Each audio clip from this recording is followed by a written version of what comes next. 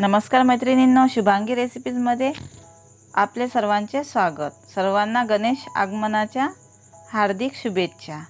आज आपण खास गणेशाच्या प्रसादासाठी साधे सोपे पुरणाचे मोदक बनविणार आहोत। त्यासाठी लागणारे साहित्य पाहू। गव्हाचे पीठ, साखर, चना डाळ, तेल, मीठ आणि विलायची।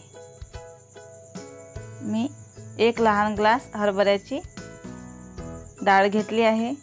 ते आपल्याला पाण्याने स्वच्छ धुवून घ्यायची आहे आणि हा डबा आपल्याला कुकरामध्ये ठेवून 3 शिटे आपल्याला याच्या काढून घ्यायच्या आहेत।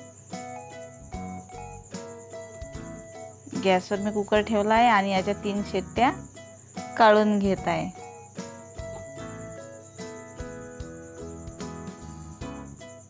तीन शिट्ट्या झालेल्या आहेत आणि आपली चना डाळ ही छान अशी शिजलेली आहे। चमच्यानेच मी ती बारीक करून घेत आहे। त्यामध्ये थोडीशी विलायचीची पूड टाकत आहे। 1 ग्लास मी साखर टाकली आहे आणि ती साखर आपल्याला मिक्स करून घ्यायची आहे।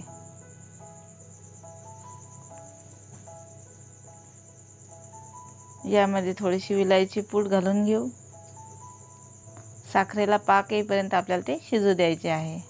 आपले छान असे पुरण तयार झाले आहे। आता आपण कणिक मळून घेऊ। त्यासाठी मी 1 वाटी कणिक घेतली आहे। आणखी 1 वाटी घेतली आहे। यामध्ये चवीनुसार मीठ घालायचे आहे। हे आपण मिक्स करून घेऊ। तुम्ही यामध्ये 1 चम्मच तेल किंवा तुपाचे मोहन घालू शकता।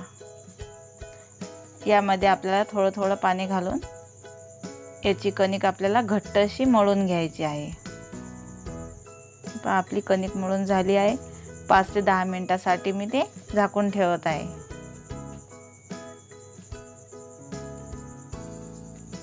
पुन्हा याला थोडंसं मळून घेऊ। आता याचे आपल्याला छोटे छोटे गोळे करून घ्यायचे आहे।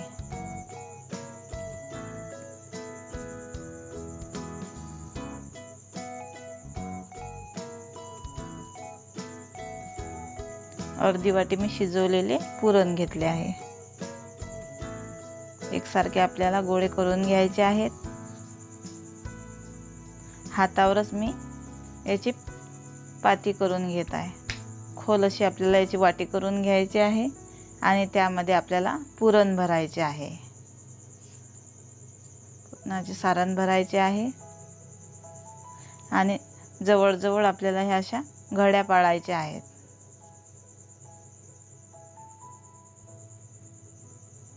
त्यामुळे आपल्या मोदकाला छान असा आकार येईल।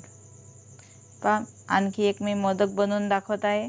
अशा प्रकारे आपल्याला या गोळ्याची पाती हातावरच करून घ्यायची आहे। तुम्ही पोळपाटावर सुद्धा लाटू शकता।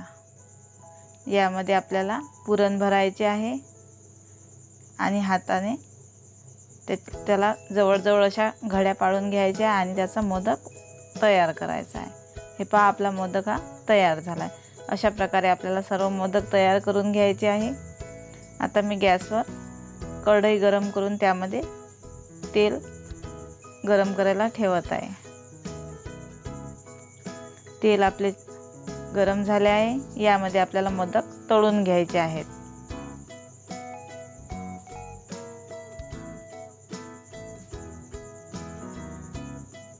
हे मोदक आपल्याला सर्व बाजूने छान असे लालसर होईपर्यंत तळून घ्यायचे आहेत।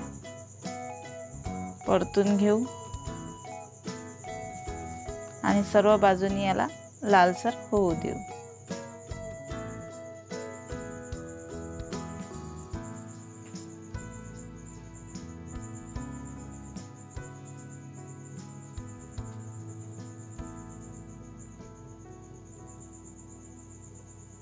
हे पहा, आपले हे लालसर असे तळून झाले आहे आणि आपले मोदक हे तयार झाले आहेत। लहानांपासून तर मोठ्यांना सर्वांनाच हे मोदक नक्कीच आवडतील। अशा साध्या व सोप्या नवनवीन रेसिपीज पाहण्याकरता शुभांगी रेसिपी या चॅनलला लाईक आणि सबस्क्राईब जरूर करा।